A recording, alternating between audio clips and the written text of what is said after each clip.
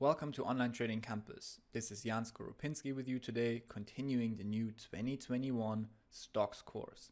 Welcome to Lesson 2, Stock Market Cycles. This is the agenda for today. We're really going to cover a wide range of market timing tools today. I've spent a lot of time analyzing stock markets at different cycles, bear markets and bull markets.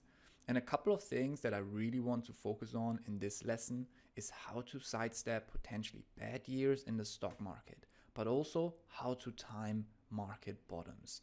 As always, I try to make this a unique course, introducing topics and tools that are not well known to the general public, but have been proven to be extremely powerful over the course of over 110 years of stock market history. There has been a lot of outside sample backtesting that I've worked on, some of which I'm going to share with you today. First, we're going to take a deep dive into cycles. We're going to look at something called the decennial pattern and the presidential election seasonality. I want to start with an interesting pattern called the decennial pattern, which was first published and written about by Edgar Lorenz Smith. No one has a better track record of predicting the future than the very little known Edgar Lorenz Smith. Don't take my word for it. This is what Warren Buffett said back in 2001. So Lorenz Smith worked on a theory called the decennial pattern. And this is where it gets real juicy, guys. So pay attention. Smith's argument was that stocks move in a certain reoccurring pattern each decade. He claimed that decades ending sevens and zeros like 2000 or 2007 or 2020 are the poorer performing years in the stock market. Those are the years we should expect stock market tops. Here you can see the past 30 years of stock market performance on the S&P 500. I would say pretty damn accurate in my books. 2020 Corona crash, 2007 housing crash, 2000 tech bubble.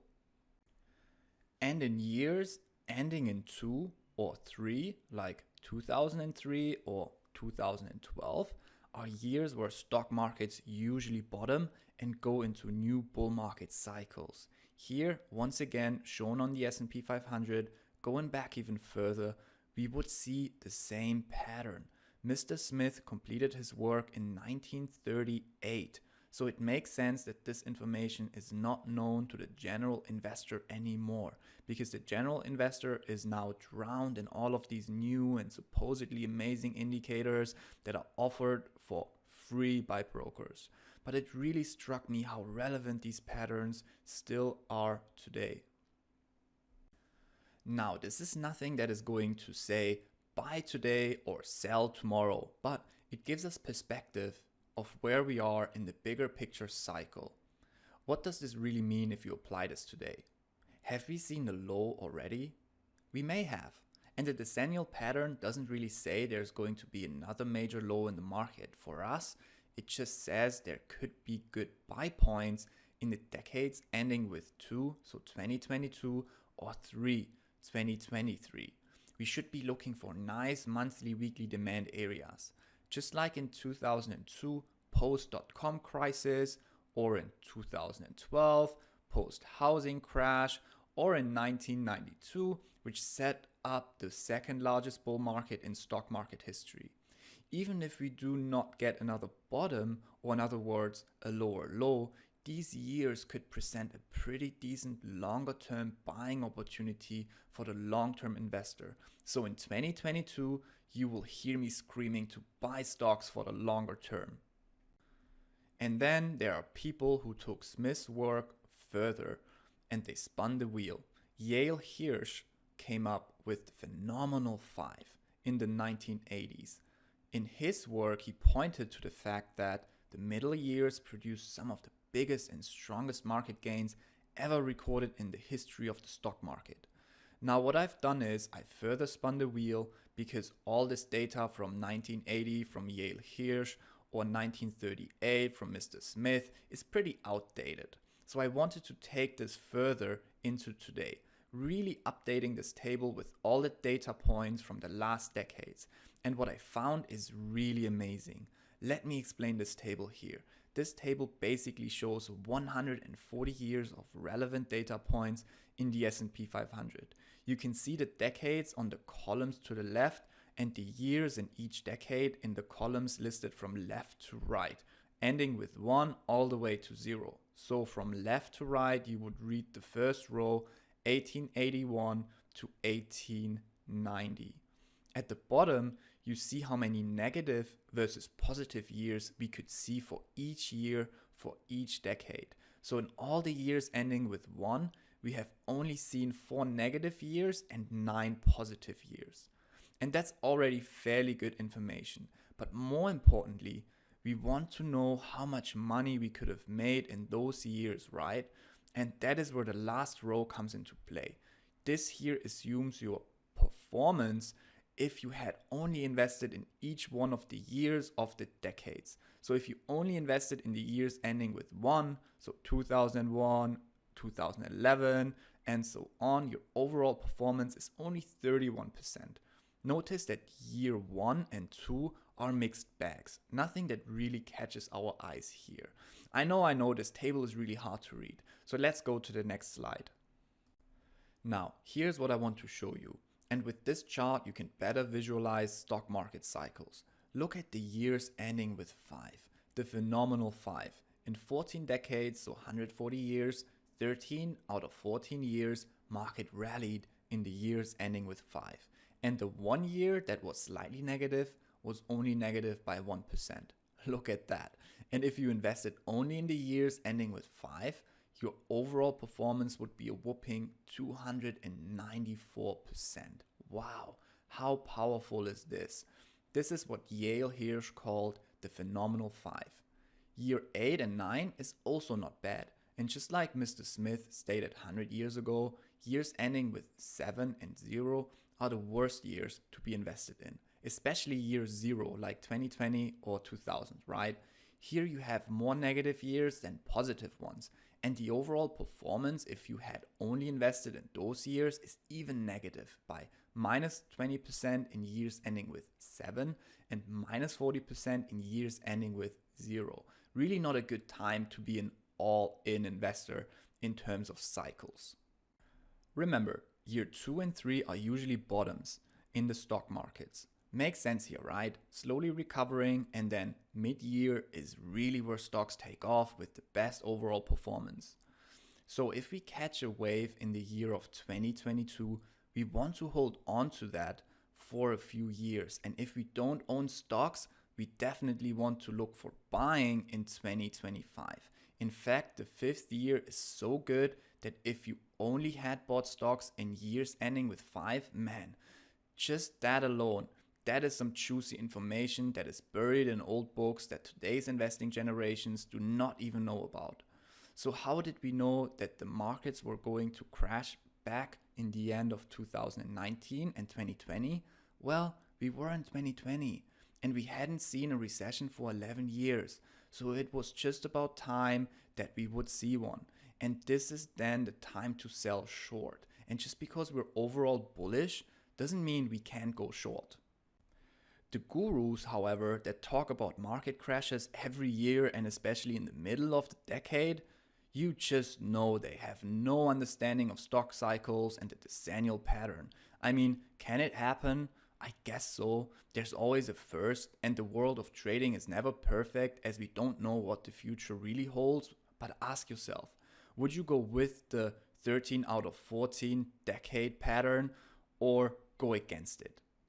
Ladies and gentlemen, this gives us a pretty damn good roadmap that has historically been proven to work over 110 years. Buy in 2022 and hold on until 2025. And once we approach year end, look to scale out of stocks, look to time these markets with monthly demand, and voila, here you go. Here's a summary of general market timing cycles and patterns. And I really want you guys to write this stuff down into your own trading Bibles under long-term wealth investing or retirement planning. Years ending in 2 and 3, we're looking for buy points. So 2022 is around the corner, right? Some of you may still be trading by then. In fact, this gives you something to look forward to in just roughly over a year from now. We should enter a new bull market. Years ending in 5, even better. Years ending in 8 is almost as good as 5. And 7 and 0 are the ones we want to protect our positions in, with tight stop losses, trailing, looking for reversals, and really applying all the rules you've learned until today. Also, years ending with 7 and 0, we are also looking for shorts. But we need more indicators than just this pattern to be flashing red to do that. The other ones I'm going to show you in just a little bit. Therefore, if you're looking to put your money to work in terms of retirement planning and wealth building, maybe even without leverage or a minimal amount of leverage like 1.5 or 2x, this gives us at least some timing aspect. But with the timing of monthly demand or price action reversals and leveraging your money, you can potentially achieve even greater gains. Also remember, long-term investing is not a buy and hold strategy. It does not mean we want to hold on to that position for the rest of our lives without working on that position. Well, we could, but it's just not as effective. We can simply and smoothly go out and transition through these patterns as we move along. And on balance, you'll be able and you'll be a lot more successful navigating in the stock markets. The next cycle pattern is actually one of my most favorite cycle patterns, the US election cycle. US election cycle has actually quite a bit of seasonality that goes along with this as well. Election cycles happen every 4 years. And what we're going to do is kind of break this down from 1900 to 2006. So more than 100 years of cyclical presidential election data. This is also very powerful. We're going to break this down into the average percentage gain and the percentage of positive years or bullish years based on the S&P 500. The pre-election year or the year prior to the election is usually the one with the biggest gain and the best probability of a bull market, with an average performance of 13% and 21 out of 26 years that are bullish years. The election year comes in at the second place and is not as bad either. 9% average gain and 18 out of 26 years were bullish years. And post-election is really the worst one out of the three. However, you'll find in a second that for the short-term investor, the post-election combined with the election year seasonality can be quite powerful. Let us take a look at this in more detail. Starting with the election year itself. Just around April and May, we can see a seasonal low from where prices start to rally. And then just before the election, they really pick up some momentum and rally to the moon, with the biggest drop coming into play in September and October. And in fact, for those of you who have been following us and the charts in 2020, understand that this is almost a one-to-one of what happened last year, with a seasonal low in April, May, and a seasonal top in August, September, and approaching the end of October and November, we were aggressively looking to buy, as that September sell-off sets us up for price to potentially drop into a nice demand zone. And that is exactly what happened. All of the indices dropped into nice weekly demand and daily demand, which we then bought in the beginning of November with price action daily reversals, catching huge waves in stocks all the way until the end of last year and even into the beginning of this year. So here we use seasonality combined with supply and demand to time the seasonal low. 2020 has once again proven that despite everything that is going on in the economy, the uncertainty around elections and who's going to be president, and if Biden wins, the markets will almost certainly crash, right? These cycles just play out, disregarding even the coronavirus, and therefore they are very important and we should be aware of them also in the coming elections.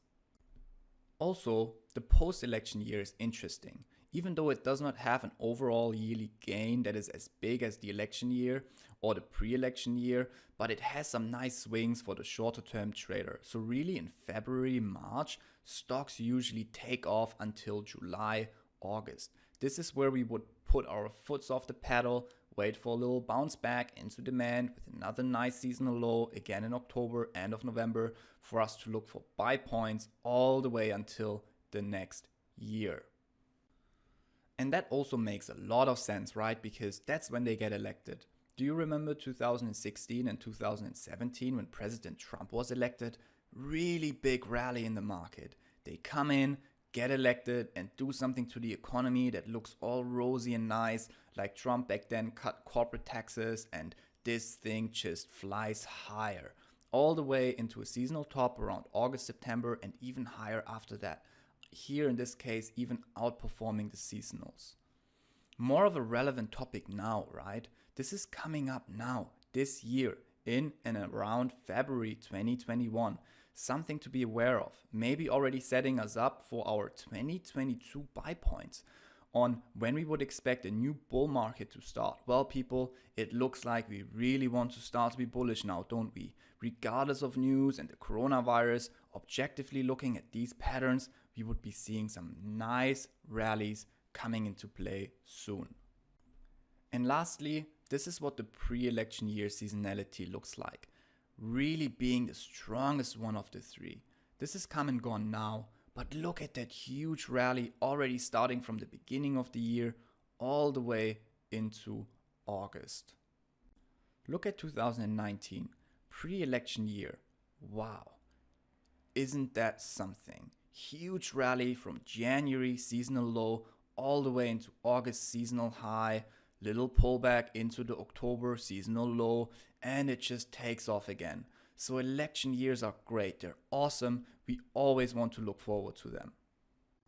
Now you have another very relevant insight on how the markets work based on cycles. So here it is just especially important to note that cycles will not be perfect, they never are. But again, they give us perspective, or in other words, they give us a good roadmap for the decades to come. And nothing in trading has been more important to me personally than having a clear roadmap. And I tell you why. I look at the markets and I'm exposed to news 24/7 because that's just what I do. That's my job. So sometimes I tend to worry too much. So if I have this roadmap that we're going to go from down here to up here, meaning positive seasonality, that gives me a lot of confidence and perspective, and especially confidence to hold some bigger positions for a longer period of time. So really important here, I want you to write the stuff down. The cyclical and time aspect of markets give us a roadmap to make sure we stay on the road, almost like a GPS navigation system. What you want to do now is look for buying opportunities into February post-election seasonality and holding until at least July. And then we're likely to see another correction into the October-November bullish seasonality, which then, if the trend will still be intact by then, will most likely kick off another huge rally until year end. Pretty good roadmap, isn't it? Now, we also know that in 2022 or 2023, we are likely to see the beginning of a major bull market. Keep this in mind as well. Up next, we're going to look at some fundamental drivers for stocks to really be able to time markets bottoms and peaks, not only based on supply and demand and cycles and patterns, but also based on fundamentals. Until then, thanks everyone, happy and safe trading, and ciao.